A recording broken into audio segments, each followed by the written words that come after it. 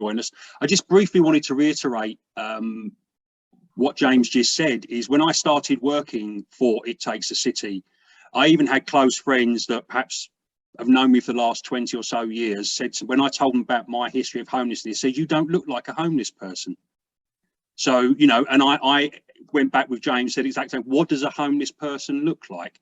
But homelessness, even though for me it's 30 years ago, still leaves, you know, scars. It still affects my behaviour. So that's what you need to consider as well. So I was aware Chris Jenkin pointed out to me that I hadn't gone around and got personal introductions from everybody, but as time's kind of ticking, could I ask, if you have a question, please say who you are when you ask it, but the floor's open, as it were. If it's a question or an observation, obviously what we'll do is we'll take away any issues that you raise here. The recording will be sent to you, and obviously we'll try and address, if it's something specific that we can't answer in this forum, then obviously we'll take it away and see if the person that can give you that information can. So I'm open to hands going up, or to somebody, if anybody just wants to. Jenny. Hi, Jenny. Hello, hi everyone. Thank you, Matt, for arranging the meeting, and it's been really good to hear the updates from yourself and from Sarah and from James as well. I work for Cambridge Bid, so we've been involved in putting together the pack for businesses.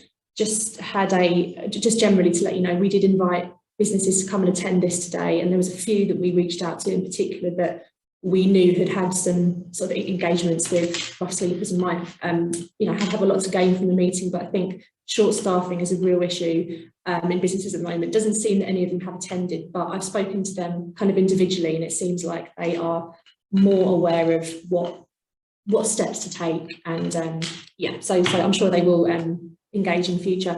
I wanted just to check, because I've spoken I think it was in December, to Mark at Street Aid, and he told me that there's no longer donations aren't being accepted via text. I just wanted to double check that, because it does still say on the website for Street Aid that you can donate by text, and it's also still saying that on the City Council website.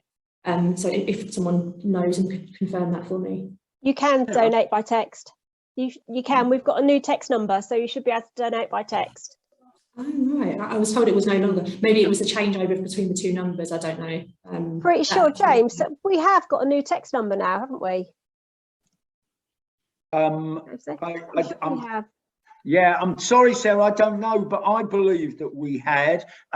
There was a period during which we couldn't. I know that that's the case, and that's maybe where the confusion has come in. But I was told that we now could, and forgive me, that I don't know. I think all the posters that have gone up recently have got all the up-to-date information, because we did have old text giving numbers on, and we took that information down.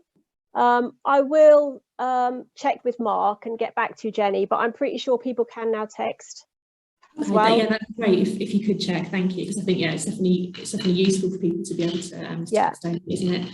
And just to turn the camera slightly, I am sitting, Hannah and I share an office, so we thought we'd log on together. This is Hannah Hancock, who works for Cambridge Business Against Crime as the manager, and I will let Hannah say hi. Hello, lovely to see you all. So obviously I link in directly with the premises and work very, very closely with Sarah and the team, and obviously the policing.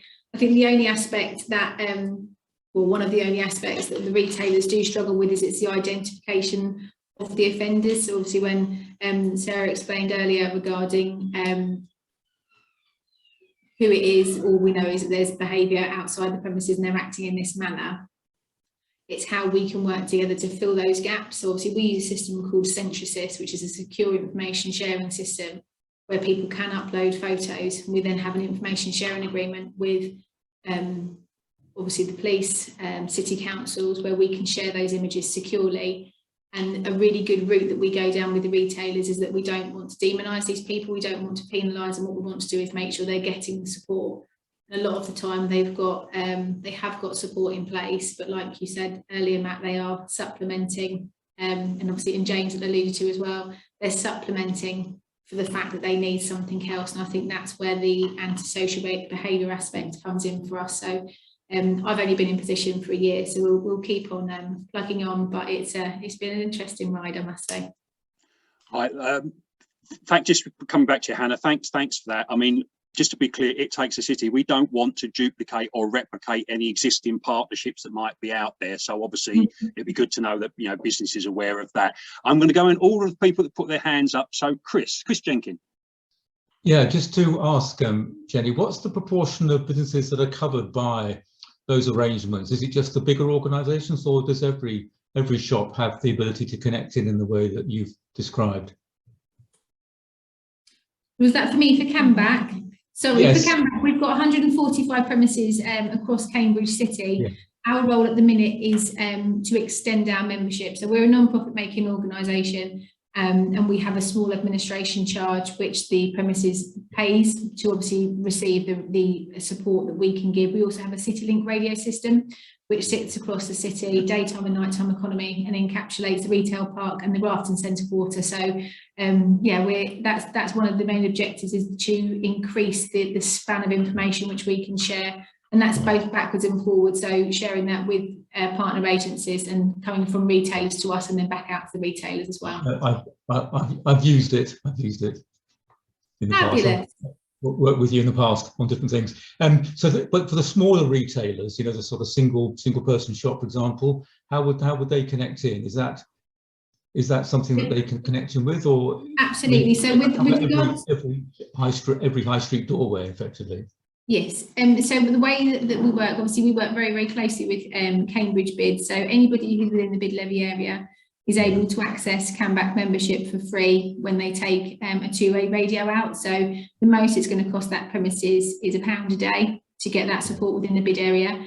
Outside of the bid area, it's slightly different, but we are the administration charge for the organisation, being a non-profit making organisation, is very low. The most they will pay per year is £450. So we make it as accessible as we can. And I think the nice part about the Camback system is quite bespoke to what the premises need. So we know that they're not all going to need everything that we can give. We can almost make a bespoke toolkit which can support that premises as their needs change. So hopefully we're growing. We're trying to get it right within the city.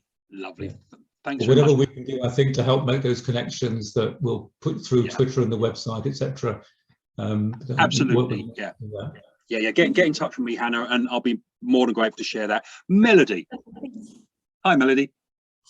Hi guys. So I work for Winter Comfort. I've met some of you on here, not all.